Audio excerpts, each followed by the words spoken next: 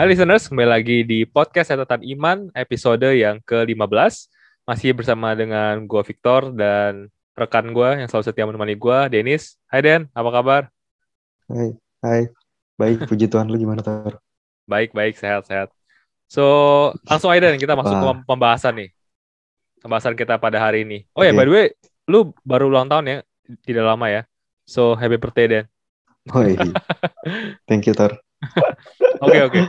Untuk apa menyelenggarakan atau memperingati hari ulang tahun lu, kita mau bahas apa Den? Kita mau membahas tentang Israel versus Palestina. Wow. Karena baru gencatan senjata hari ini. Oh iya, Ya, jadi akhirnya kita ya. harus membahas nih. Iya, jadi puji Oke. Tuhan ya. Udah Aha. gencatan senjata. Nah, jadi sebelum kita masuk nih ya, mungkin kita Hmm, bahas dulu outline-nya.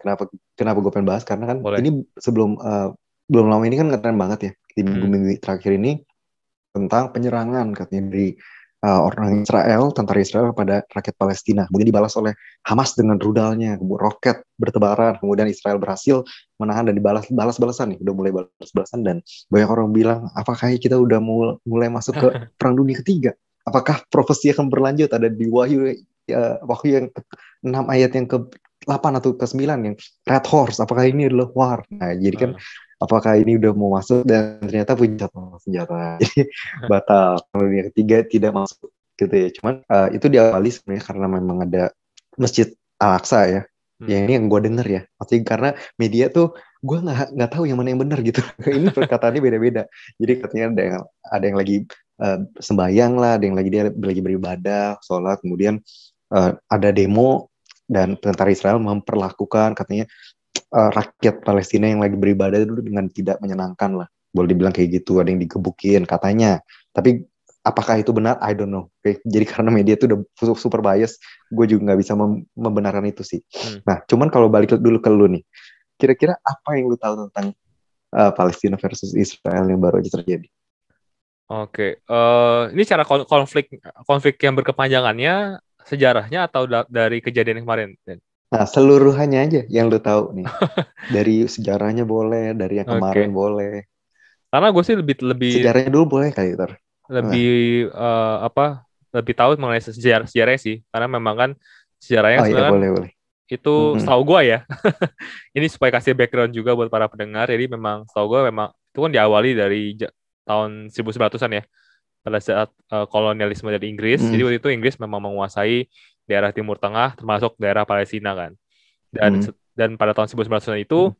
eh, sebenarnya itu, pada waktu itu ada suatu apa ya eh, event yang menarik lah karena bangsa Israel yang kita tahu kan itu adalah bangsa yang unik gitu kan. Karena bangsa Israel itu adalah bangsa satu-satu di dunia yang ada suku bangsanya tapi nggak ada tanahnya gitu. Karena kalau kita nggak bayangin kayak Hmm. bangsa Jawa itu tanahnya ada di Jawa, bangsa atau suku Batak Hmm. itu ada di Medan. Tapi kalau ngomongin bangsa Israel pada waktu itu nggak ada tanahnya sama sekali gitu. Dan akhirnya mereka membuat Hmm. suatu gerakan yang disebut sebagai Zionisme. Akhirnya mereka gerakan itu Hmm. adalah mau mengembalikan orang-orang Israel ini ke tanah yang telah dijanjikan, which is itu Kanaan yang ada di Palestina. Dan akhirnya mulai tahun 1900-an itu Hmm. orang-orang Yahudi terutama mulai bermigrasi lah ke Palestina itu. Dan akhirnya di situ mulai banyak sampai akhirnya Hmm. 1930-an setahu gue pemerintah Inggris di sana akhirnya buat regulasi untuk membatasi migrasi daripada orang Yahudi. Dan akhirnya orang-orang Yahudi di sana Hmm. nggak suka kan dibatasin. Akhirnya mereka juga membentuk organisasi buat melawan. Tapi akhirnya Ah. organisasi tersebut akhirnya harus berhenti karena Perang Dunia Kedua ya. Kita tahu pada tahun Hmm. 1940-an muncul Perang Dunia Kedua di mana Hitler waktu itu melakukan salah satu genosida paling besar di dunia itu yang dinamakan Holocaust. Akhirnya dia membunuh sekitar 6 juta orang Holocaust. Yahudi. Nah, Holocaust ini jadi satu event Betul. yang buah si malakama ya. Satu sisi ini adalah suatu tragedi Hmm. banget buat bangsa Yahudi, tapi di sisi lain Hmm. jadi sebuah kesempatan karena event tersebut akhirnya menjadi menarik simpati lah dunia kepada orang Yahudi gitu. Terutama simpati terbesar terdapat dari Amerika Serikat yang jadi sekutunya Israel mula-mula dan Hmm. akhirnya banyak tekanan akhirnya untuk Hmm. memerdekakan atau juga buat bangsa yang namanya Israel lah. Dan akhirnya waktu itu Inggris akhirnya melepaskan eh, tanggung jawabnya istilahnya kepada UN atau PBB ya. Jadi akhirnya PBB situ akhirnya berembuk, Hmm. akhirnya di situ membuat suatu keputusan untuk akhirnya membagilah daerah Palestina waktu itu menjadi dua bagian, disebut sebagai penyekatan waktu itu ya. Jadi ada daerah Hmm. yang jadi bagian Palestina, ada daerah yang jadi bagian Israel. Cuman masalahnya di situ udah mulai nggak suka tuh orang-orang Palestina gitu, karena waktu itu populasi orang Palestina itu Hmm. sekitar 1,6 juta lah ya. Jadi cukup banyak dibandingkan Hmm. populasi orang Israel tuh cuma Hmm. sekitar 600.000 lah pada waktu itu. Tapi yang dibagi Hmm. wilayah Israel itu lebih banyak daripada wilayah Palestina. Gitu. Jadi mereka, wah ini nggak masuk akal nih. Orang gue lebih Hmm. banyak, tapi kok wilayahnya Israel lebih banyak Hmm. dikasihnya gitu. Nah akhirnya setelah Israel Hmm. menjadi suatu bangsa tahun 1948, nah, akhirnya Palestina ini bersama dengan negara-negara Arab lainnya bersekutulah Hmm. melawan si Israel. Soalnya kan juga ini mulai-mulai ada isu-isu etnis juga nih. Soalnya kan di Timur Tengah rasanya Arab semua nih, orang Arab. Nah ini ada orang Yahudi sendiri nih, gitu kan. Hmm. Plus juga kalau kita baca juga kan orang Arab kebanyakan Muslim ya. Dan di Al-Quran sendiri kan Iya. ada ceritanya kan, misalnya Nabi Muhammad pernah dikhianati oleh orang Yahudi. Jadi kayak sentimen Hmm. negatif orang Yahudi itu sudah ada gitu, sudah ada dari sisi agama. Jadi Hmm. akhirnya memuncak dan akhirnya waktu itu mereka menyerang, pada perang lah antara Israel dan juga bangsa-bangsa Arab. Dan yang akhirnya waktu itu dimenangi oleh Israel yang di backup sama Amerika. Nah, dari kemenangan itu akhirnya makin Hmm. parah tuh. Akhirnya wilayah Palestina yang udah dibagi lebih kecil menjadi semakin kecil. Hmm. Menjadi hanya sekitar di Hmm. Gaza sama di wilayah nama West Bank. Nah, pokoknya panjang nih ceritanya. Terus itu Hmm. perang-perang juga masih ada. Akhirnya Palestina makin makin makin makin Ah. gak setuju. Dia buat namanya PLO, Palestina Ah. Liberation Organization. Akhirnya pada tahun 1967 akhirnya mereka perang lagi, kalah lagi, yang akhirnya ngebuat posisi Palestina itu Hmm. makin parah deh. Sampai akhirnya tahun 2000-an sebenarnya hampir semua daerah Palestina sudah di bawah kontrol Israel, cuman tetap ada pemerintah otoritasnya sih di Hmm. Palestina. Dan akhirnya setahu gue tahun 2005 Israel mengeluarkan pasukan militernya dari Gaza, dan nggak lama setelah itu muncul Hmm. yang namanya Hamas gitu kan, yang kita kenal sekarang nih. Hmm. Gimana? Tapi Hamas itu Iya, juga iya, iya. mereka nggak mengasosiasikan dirinya sebagai dari bagian daripada pemerintahan Palestina. Bahkan mereka juga termasuk Palestina. Ah. mengopos pemerintahan Palestina Hmm. yang resmi gitu. Karena menurut mereka pemerintahan Palestina Hmm. lembek lah gitu. Jadi mereka jadi lebih agresif. Nah, Hmm. Hamas inilah yang akhirnya eh, sering menyerang Israel dan akhirnya juga sering memantik pertikaian gitu. Jadi yang gue tahu sih itu sih. Jadi sampai sekarang pun Wow. perangnya pun terjadi. Kalau lu baca di berita, media yang pro Israel bilang ini karena Hamas duluan nih. Hamas yang nyerang-nyerangin daerah Israel. Tapi kalau lu Hmm. Hmm. dengar media yang pro Palestina bilangnya ya ini Israel duluan nih gitu. Tapi memang gue pun tidak membenarkan Israel, karena Israel pun lu dengar gak sih yang berita mengenai settlement? Jadi pemerintah Israel tuh dia memberikan subsidi Hmm. kepada orang-orang yang mau membangun pemukiman ataupun juga tinggal di daerah Palestina gitu. Akhirnya daerah Palestina yang sudah sedikit Hmm. itu makin sedikit gitu, karena banyak namanya Jewish settlement ataupun juga Hmm. pemukiman Yahudi di sana gitu. Bahkan dikasih subsidi gitu untuk tinggal di sana, padahal itu daerah Palestina. Nah, jadi itu yang membuat keruh sih, semakin keruh. Nah, itu sih Den paling mungkin dari apa yang gua tahu ya. Wow. Oh, amazing banget sih. Gue baru tahu juga banyak sejarah dari lu nih. Dan yang terakhir sih itu ya 2017 ya diakui ya akhirnya Yerusalem Iya, Trump ya. sebagai ibu kota dari ya oleh Trump juga. Makin Dan panas ini jadi. juga sebenarnya tapi memang kalau kita lihat ya memang ini ada pengaruh juga dari kalau gue nggak salah yang gue dengar daripada ada Biden punya apa ya gue nggak tahu apa dia regulasi yang berpengaruh juga sih karena memang uh, dia baru naik belum lama kayaknya udah cukup banyak masalah sih maksudnya karena sejauh ini pas biarpun si Trump itu boleh dibilang keras tapi dia sebenarnya negara tuh udah cukup damai tuh bahkan udah kayak kita udah apalagi kalau Prophecy Watcher ya kita ini udah mulai damai justru ini kita damai ketika ini yang ditunggu adalah ketika orang-orang yang damai kan antikris keluar kan ini kan ada progression di dalam Prophecy tapi kemudian ini kembali lagi mulai memanas lagi justru maksudnya kayak ya padahal kita nunggu tuh ada 10 negara yang kemudian damai nah antikris keluar itu kan yang sebenarnya kalau Prophecy Watcher nunggu sebenarnya karena itu yang kita harapkan supaya damai dan setelah damai itulah antikris akan keluar nah cuman ternyata setelah Biden belum lama naik udah mulai perang lagi dan dia bahkan udah mau perang dunia ketiga nah jadi gue nggak ngerti apa yang terjadi tapi ya memang ini yang gue tahu juga adalah bahwa Israel berpikir bahwa dia kan mendasarkan tempatnya itu dari Alkitab ya, kalau gue nggak salah ya.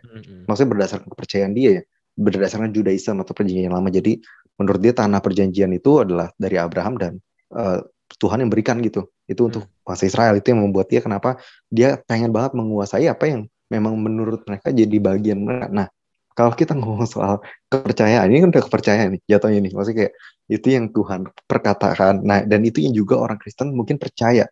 Nah, kita nih yang percaya begitu pada Alkitab dibilangnya Kristen Zionis. Kristen Zionis adalah Kristen yang mempercayai yang tertulis di Alkitab plus kemerdekaan daripada bangsa Israel ataupun profesi nubuatan. Kan kita percaya maksudnya lu bayangin dari 70 AD itu kan Israel tuh nggak ada lagi, hancur kan, tempelnya hancur, bangsa itu nggak ada, bukan negara, cuman suku. Itu kayak kata lu bener banget. Dan itu kan bener-bener memenuhi nubuatan kan. Dan setelah hampir 2000 tahun, 1948 itu exactly yang kalau kita pernah ngomong juga tentang Musa bilang you shall return, itu ada gematrianya itu exactly mengarah ke angka 1948 which is itu pakai tahun Yahudi. Nah, kalau ke tahun kita itu adalah 1948 persis. Nah, ini dibilangnya kita kan orang yang percaya Alkitab. Of course kita percaya nubuatan. Nah. Iya nggak sih? Maksudnya kita nggak bisa bilang gue percaya Alkitab tapi gue nggak percaya nubuatan. Kayak Tuhan Yesus nggak akan berulang lagi. Ya lu bukan Kristen sebenarnya. Ya kalau kita percaya ya berarti kita percaya nubuatan juga. Nah, ini kan berarti kita dibilangnya Kristen Zionis nih. Karena kita percaya apa yang dinubuatkan. Nah, yang dinubuatkan itu kan juga adalah kayak si Tuhan itu berkata pada Abraham, ini akan jatuh kepada anakmu dan keturunanmu, dan ini kan gak ada pilihan lain ya kalau untuk orang Israel. Maksud gue tuh lu bayangin ketika lu percaya itu, lu jadi orang Israel, lu gak ada pilihan lain karena lu mau pakai cara apa lagi untuk mungkin mendapatkan tanah. Ya sekarang dia pakai cara yang cukup mungkin kalau kita bilang agak cerdik ataupun licik, kayak tadi lu bilang pakai cara settlement. Ini mungkin secara apa ya, secara etis gak etis gitu. Lu buka sengaja banget bikin pemukiman di negara orang. Nah tapi ini kan tertulis juga kalau menurut mereka ini kan kata Tuhan. Nah kita kan orang percaya juga nih, kita percaya Alkitab. Nah kita gimana kita untuk apa kita bisa membenarkan apa yang dilakukan Israel, tapi di satu sisi kita juga ini kayak kurang etis gitu. Nah tapi berdasarkan Alkitab itu memang dia, dan juga memang kan di Muslim juga percaya kan maksudnya Israel dan Palestina memang nggak akan pernah, boleh bilang nggak akan pernah damai. Justru ketika damai itulah ini akhirnya dimulai kan. Nah jadi kan itu kalau gue nggak salah ya, yang gue dengar tentang agama sebelah. Nah ini kan memang Filistin dari dulu juga kalau kita lihat di perjanjian lama, Filistin dan Israel memang perang terus ya. Gue lihat ya. Nah kalau kayak gini kan, iya maksud gue tuh kalau kayak gini apa yang kita harus lakukan tuh apa? Apakah kita harus pro ke Israel atau nggak usah pro, atau udah ya udah nggak usah ikut campur, atau gimana? Maksud gue tuh kita sebagai orang Kristen apa sih maksudnya, ini kan di satu sisi ada kita berharap supaya Israel itu juga menjadi utuh, kemudian kita juga berharap ada nubuatan juga baru yang terjadi. Yang terakhir adalah tertempel akan dibangun, tertempel juga ada di Yerusalem. Nah ini kan apakah dengan kita menghal itu bukan itu sama aja nggak sih dengan kita berdoa supaya perang terjadi? Karena dengan kita berharap ada tertempel gitu, maksudnya ini kan otomatis ini sama kayak lu bikin apa ya, lu memanas-manasin Timur Tengah gitu loh, karena ini kan area dia juga. Nah kita harus gimana? Apakah kita kemudian ya udahlah nubuatan aja, atau itu anggap aja nggak usah terjadi? Atau kan Israel juga sebenarnya dia juga mengejar ke sana kan, maksudnya dia pengen banget bangun tertempel berdasarkan nubuatan yang ada. Nah apakah salah untuk mereka mengejar hal itu? Atau lu pikir nubuatan tuh akan terjadi sendiri, tiba-tiba tertempelnya ada? Atau gimana menurut lu? Ya, ini pendapatku ya Den ya. Pendapatku sih sebagai karena gue sendiri kan bukan orang yang mengikuti profesi ya. Jadi kalau buat gue sendiri, menurut gue sih sebagai orang Kristen kita harusnya nggak perlu memihak pada dua-duanya sih gitu. Karena menurut gue masalah Israel Palestina ini nggak cuma sekedar masalah agama sih. Ini kompleks banget. Ada masalah politik di sana, masalah sosial, masalah budaya. Bahkan yang contoh yang kayak belakangan ini Israel kan juga membalasnya juga lumayan gila kan ke daerah Palestina kan. Bahkan korban jiwa yang jatuh di Palestina lebih besar kan daripada yang di Israel. Nah itu banyak yang bilang juga itu karena ada unsur politiknya, karena mau pemilu di sana gitu. Dan biasanya kalau mau pemilu ya biar supaya kita dipilih ya kita harus menunjukkan dong kita punya hegemoni dan segala macam. Iya, jadi supaya makan. Jadi ada unsur politiknya. Jadi kita nggak bisa bilang murni ini hanya masalah Alkitab gitu. Ini lebih Aha, kompleks daripada hal itu. Jadi aha, kalau gue sendiri sih, aha. gue sih nggak mau memihak kedua belah pihak karena menurut gue kedua belah pihak juga pasti ada salahnya. Walaupun juga pasti tendensinya sebagai orang Hmm, Kristen kita punya tendensi cenderung mungkin membela Israel gitu ya. Mungkin ya karena kita lebih punya hmm, banyak sejarah yang sama gitu kan. Perjanjian lama kita hmm, sama dengan kitabnya mereka. Jadi kayak punya kesamaan akhirnya membuat kita jadi pengen ngebela mereka. Cuman menurut gue juga kita juga melihat beberapa kali di Alkitab juga bangsa Israel juga jauh dari kata sempurna gitu kan. Berkali-kali mereka juga betul, betul. melanggar perintah Tuhan kok gitu. Jadi menurut gue dan gue juga yakin bahwa tindakan mereka juga nggak semuanya benar gitu. Walaupun juga gue tidak bilang Hmm, semuanya salah ya. Mungkin ada respon-respon yang memang diperlukan tapi mungkin banyak daripada itu juga tindakan yang salah. Jadi menurut gue kalau gue sih sebagai orang Kristen gue sih nggak mau ngebela dua-duanya ya gitu. Dan menurut gue terus kita harus ngapain hmm, gitu. Nah menurut gue yang perlu diperjuangkan oleh orang Kristen itu adalah yang pasti aja gitu. Yang pasti itu adalah nilai-nilai kerajaan hmm, kerajaan surga gitu. Yang pertama adalah perdamaian hmm, gitu. hmm, Itu adalah nilai yang satu hmm. yang perlu kita yang pasti benar dan yang perlu kita perjuangkan adalah perdamaian. Jadi adalah bagaimana Israel dan Palestina ini juga bisa berdamai. Dan ya puji Tuhannya hari ini kan udah ceasefire ya, udah Gencatan hentikan senjata. senjata. Ya. Ah, Terus yang kita perjuangkan hmm, juga adalah misalkan kayak kesejahteraan orang-orang yang di sana karena pasti perang ini kan nggak membawa kesejahteraan buat hmm, kedua belah pihak gitu kan. betul. Dan yang Hmm, terakhir sih menurut gua ini sih kita jangan sampai mau juga dipancing-pancing gitu. Jadi menurut gua kita jalan Kristen juga harus bijak dan harus coba untuk mengerti dari dua belah pihak gitu. Jangan kita mau cuma hmm. dengerin dari satu belah pihak doang gitu karena media tuh zaman sekarang tuh bener-bener bisa banget menggiring opini gitu. Bias banget sih. Iya, jadi kayak Bias. Iya, sering parah. banget tuh dibuat sesuai dengan kepentingan politiknya mereka gitu. Jadi sering banget ini dibawa ke isu Hmm, agama, seakan-akan jadi Judaisme versus Islam hmm. ataupun Islam dizalimi dan ini Islam. jadi Hmm, ini jadi peperangan agama padahal lebih kompleks daripada itu kan. Jadi menurut gua kita sebagai orang Kristen pertama adalah memperjuangkan perdamaian dan juga kesejahteraan manusia di sana dan juga ya kedua ya belajar belajar dan jangan sampai mau terpancing sih. Itu sih kalau menurut gue. Menurut lu gimana, hmm, Dan? hmm. Ya menurut gue bener banget sih karena di sini gue bukan di posisi Israel, jadi which is gue tidak berada di perjanjian lama dalam arti waktu itu gue juga tidak terlibat dalam hal itu. Jadi kalau dari gue sendiri pasti ya menurut gue yang paling terutama adalah ya cari damai, kasihilah musuhmu, kasihilah, maksudnya kita kan hukum kasih ya, bukan hukum Taurat lagi. Jadi maksudnya itu yang harus kita junjung tinggi Ya, adalah kasih. Karena kasih itu juga lah yang menunjukkan kita adalah murid Yesus. Yesus sendiri kan yang ngomong kok, betul. dari buahnya lah engkau akan tahu apa dia muridku atau bukan, dari kasihnya artinya. Nah cuman memang kalau perbedaan antara Israel dengan kita itu cukup kompleks, bener kata lu. Jadi nggak semudah cuman ngomong dari karakter doang ya, karena dia juga pertama eh, ada apa ya, dari ada unsur politik di situ jelas. Kedua juga dia memang apa ya, mungkin karena pernah ada Holocaust juga gitu, jadi dia Ya, memang dia mempersiapkan banget militernya, kemudian dia juga cukup keras dan dia juga selalu apa ya, boleh bilang canggih-canggih banget gitu loh. Jadi kayak dia memang udah siap tempur, hmm, dan terutama karena memang dia percaya bahwa itu adalah, dia kan di perjanjian lama, dia percaya hmm, bahwa itu adalah haknya dia gitu. Jadi ya, ini bisa dibilang bisa dipakai untuk politik juga. Jadi akhirnya ketika seorang pemimpin politik mau mencari dukungan, dia bisa memakai ayat itu untuk kemudian dia nyerang bangsa lain juga. ya, Padahal ya, belum tentu itu Tuhan yang suruh. Boleh bilang ya, gitu ya. Jadi betul. kita tidak bisa membenarkan perang dari berbagai hal sih.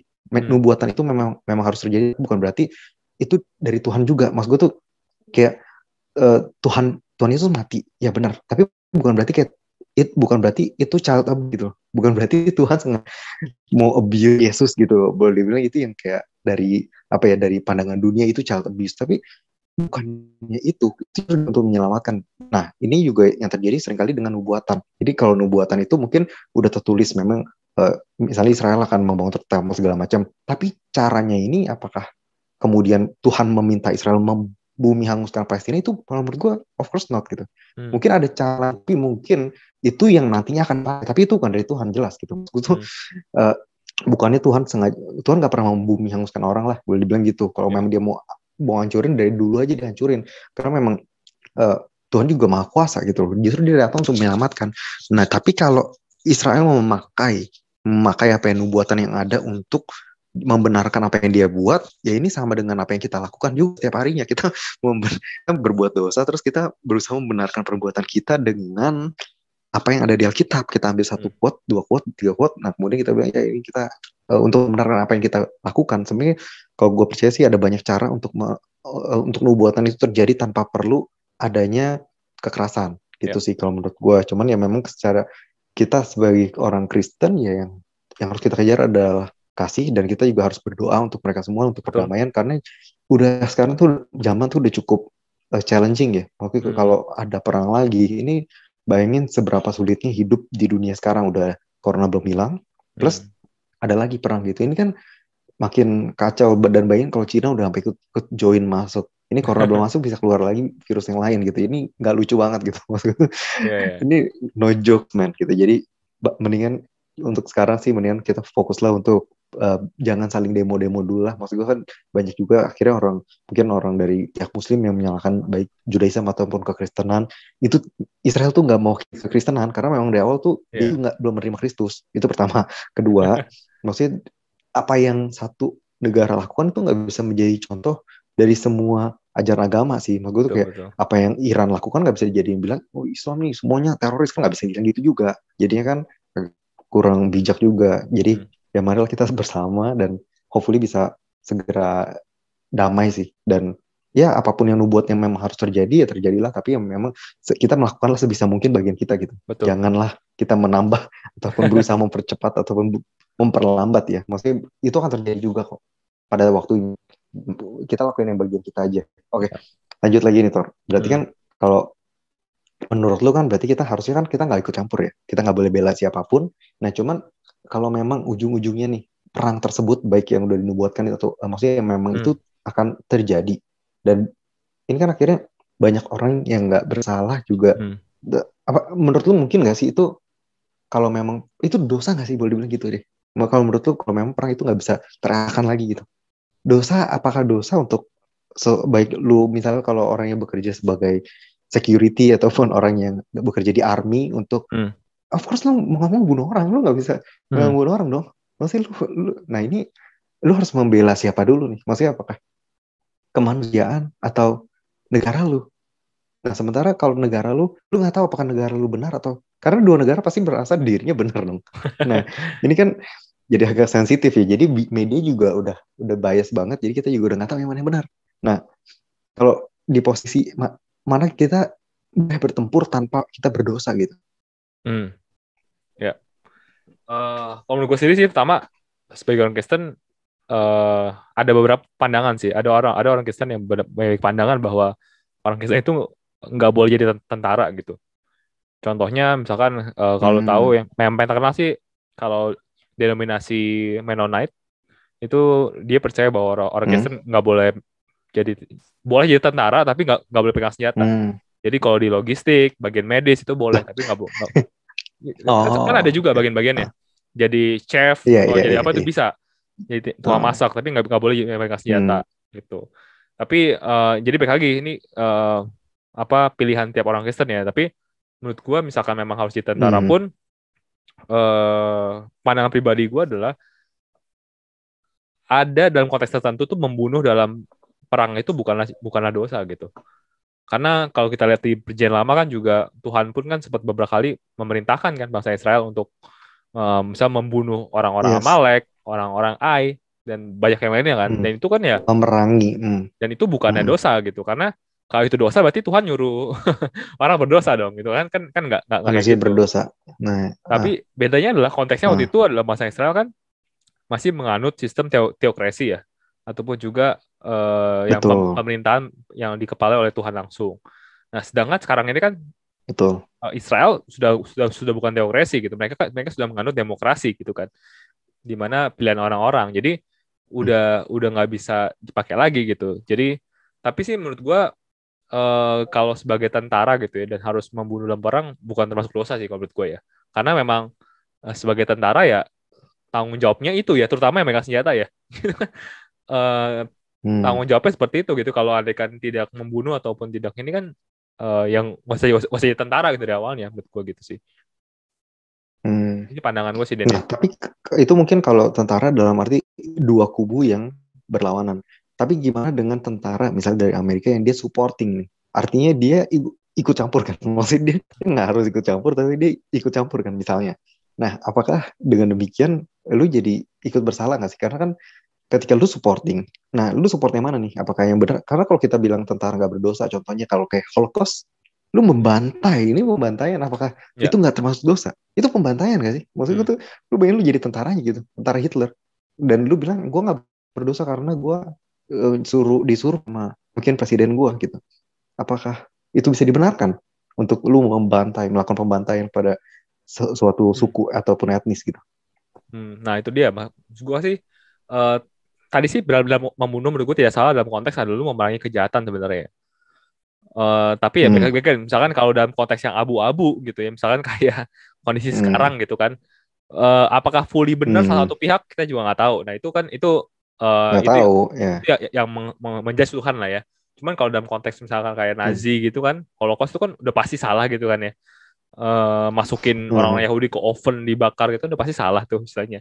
Hmm. Nah itu kan sebenarnya Hmm. kalau lu sebagai orang Kristen itu kan pasti punya conscience kan, punya punya apa ya Hmm. kesadaran bahwa ini salah gitu loh. Which is ya itu menurut gua kalau lu tetap Hmm. melakukannya lu tetap berdosa sih gitu. Tapi eh Hmm. dan mendingan lu keluar dari tentara. Tapi kan kalau kita lihat konteksnya waktu itu kan kayak kalau Nazi itu kan mereka ateis ya, komunis kan. Jadi Iya. nggak punya Tuhan juga Heeh, sih heeh. gitu. Cuman kalau orang Kristen di posisi itu sih menurut Hmm. gue tetap berdosa sih untuk melakukan hal itu. Hmm. Gitu. Oh, berarti memang benar banget ya. Maksudnya ayatnya memang kita kita harus lebih takut akan Tuhan daripada pemerintahan gitu. Karena memang Ya ya. kalau nggak salah Petrus juga pernah disuruh berhenti preaching the gospel sama orang Farisi pada saat itu ya. Hmm. Dan nama dia kan sempat masuk penjara juga, disuruh stop. Cuman dia bilang ya dia tetap harus obey God more than man. Jadi itu yang terutama kita harus obey God more than man. Jadi kita juga harus tahu the cost daripada ataupun reason alasan daripada suatu pertempuran itu terjadi sih. Karena kalau cost-nya salah dan kita tahu dan kita masih lanjutin, Ya. ini kalau menurutku kita juga udah berdosa. Beda cerita kalau lu nggak tahu. Karena iya kan, prajurit seringkali nggak tahu. Cuman kalau lu tahu, misalnya tujuan daripada Israel versus Palestina, misalnya supaya annihilation ataupun pembantaian. Jadi kalau gue percaya sih, kalau lu tahu, berarti Ya ya. lu udah ikut bergabung dalam visi yang salah. Kalau gue bilang gitu, kalau ya ini kalau, tapi kalau memang tujuannya yang gue percaya di perjanjian lama ditulis di perjanjian lama banyak hukum-hukumnya tuh. Itu ada salah satu hukum tuh di mana kalau orang misalnya yang pakai kapak, dia lagi pakai kapak lagi kerja, terus nggak sengaja kepala kapaknya lepas kena orang, nah itu ada hukumnya tuh. Nah dia bersalah tapi dia nggak boleh mati dibunuh karena dia nggak Hmm. sengaja. Nah kalau orang ngebunuh dengan sengaja, artinya dia tahu dia punya intention, dia harus dihukum mati karena dia salah dan dia Hmm. melakukan itu dengan sengaja. Nah ada lagi dia membunuh seseorang karena dia defend mau nggak mau. Jadi orang ini mau ngebunuh dia ataupun anggota keluarganya dan dia berusaha defend. Nah ini kan kalau tentara yang benar kan dia defend dia punya nation ya Ya. negaranya dia defend kan. Nah itu nggak salah loh, itu nggak dosa. Jadi kalau memang fokusnya adalah defend untuk defend. Jadi kalau kita juga kalau kita lihat ada saudara kita ataupun orang Kristen yang lagi digebukin orang dan kita terpaksa harus ngegebukin orang lain itu ke titik dimana akhirnya dia mati, itu lu nggak dosa loh. Ini yang kita harus tahu itu nggak dosa. Kenapa? Karena namanya lu defend. Jadi kalau ada wanita hamil dibukin sama orang dan lu defend dengan mungkin lu nggak sengaja, lu nggak punya kekuatan, lu getok pakai kayu dan orang itu mati. Ini kan menurut gue itu nggak dosa. Jadi ini sifatnya adalah untuk defend orang lain ataupun untuk defend saudara kita itu tidak bersalah. Justru kita bersalah ketika kita diemin. Ini yang kita harus tahu. Jadi ada case per case ketika sesuatu itu menjadi dosa ataupun sesuatu itu memang harus dilakukan. Ya. Nah kalau memang pertempuran itu nggak bisa dielakkan, nah make sure kita tahu cost-nya juga. Alasannya apa pertempuran ini. Jadi kalau kalau kayak Hitler kan dia alasannya udah jelas ya. Ya. Annihilation udah jelas dia mau menghilangkan semua umat Yahudi. Ini udah jelasnya cost-nya aja udah salah gitu. Jadi kalau kalian terusin ya udah pasti kalian dosa juga. Tapi ya kalau ya ini tuh sih emang agak kompleks tapi ya gue percaya bahwa kita punya Roh Kudus untuk bisa tahu sih apakah itu salah atau enggak. Nah kalau menurut gue kalau misalnya baik tentara support ya dari Amerika atau apapun itu kalau menurut gue sih itu juga sama tergantung cost-nya. Kalau memang cost-nya adalah untuk defend, untuk ya kalau gue bilang nggak masalah. Tapi kalau cost-nya untuk annihilation itu udah salah. Nah Ya. mungkin kalau yang terakhir nih Tor, Kalau tadi kan kita udah bahas dari pembunuhan, tentara, segala macam, apa yang boleh, apa yang nggak boleh. Nah, yang terakhir, apa solusinya untuk, kalau dari kita nih, orang Kristen, gimana caranya kita bisa, hopefully, apa ya, kalau ini mungkin lebih ke arah Judaism dan orang Muslim ya, yang percaya bahwa memang Palestina dengan Israel itu akan terus berperang, ataupun ya, dia akan terus panas lah. Jadi ini juga ada konflik agama dari situ. Nah, apa yang bisa kita lakukan untuk mendamaikan? Apakah kita nggak mungkin bilang ke Israel juga gitu, maksudnya kayak udahlah lu segitu aja. Maksudnya kan dia juga nggak bisa dong, ini kan agama gua. Nah, kita juga nggak bisa bilang ke Muslim udahlah kan. Nah, apa yang kira solusinya bisa disampaikan dari kita untuk supaya mereka berdua bisa damai gitu? Karena dari agamanya udah bentrok nih. Kalau dari agama gitu. Ya, kalau menurut gue sih sebenarnya ya balik lagi sih. Maksud gue kita cukup melakukan bagian apa yang bisa kita lakukan sih. Maksud gue kita nggak perlu muluk-muluk bilang bahwa kita melakukan sesuatu yang bisa mendamaikan mereka, karena pemerintah Indonesia aja sudah bahkan bukan pemerintah Indonesia doang, PBB aja udah coba mendamaikan, nggak damai-damai gitu. Jadi kayak agak naif kan kalau kita berpikir bahwa kita bisa gitu. Jadi maksud gue kita lakukan bagian kita. Bagian kita adalah menurut gue yang bisa kita lakukan ya adalah ya yang pertama yang kita tadi ngomong bahwa kita terus berdoa buat mereka, berdoa buat perdamaian antara kedua belah pihak. Dan di sisi lain kita juga yang menurut gue bisa kita lakukan adalah menyebarkan Injil gitu. Kenapa ini penting? Karena menurut gue satu-satunya yang bisa menjadi sumber kedamaian itu adalah pengajaran daripada Yesus gitu. Karena hanya Yesus satu-satunya tokoh agama ya di dunia yang ngajarin kasihlah musuhmu gitu. Lu nggak akan menemukan satupun ayat di dalam kitab suci manapun yang mengajarkan kasihlah musuhmu. Mungkin kasihlah samamu udah banyak, kasihlah tetanggamu itu banyak, tapi kasihlah musuhmu itu cuma ada satu-satunya di Kristen dan hanya Yesus yang ngomongin gitu. Dan ini adalah satu buah apa ya, kalau kita dalam konteks perang seperti ini kita melihat bahwa betapa luar biasanya gitu loh ucapan Yesus ini gitu. Bayangkan kalau dua buah negara ini sama-sama percaya dan juga menganut ajaran Yesus, maka nggak perlu lagi begini kan. Dan kayak gue kasih penggambaran ya, contoh nih, anggaran pertahanan Indonesia di tahun 2021 itu tuh besarannya 137,3 triliun deh.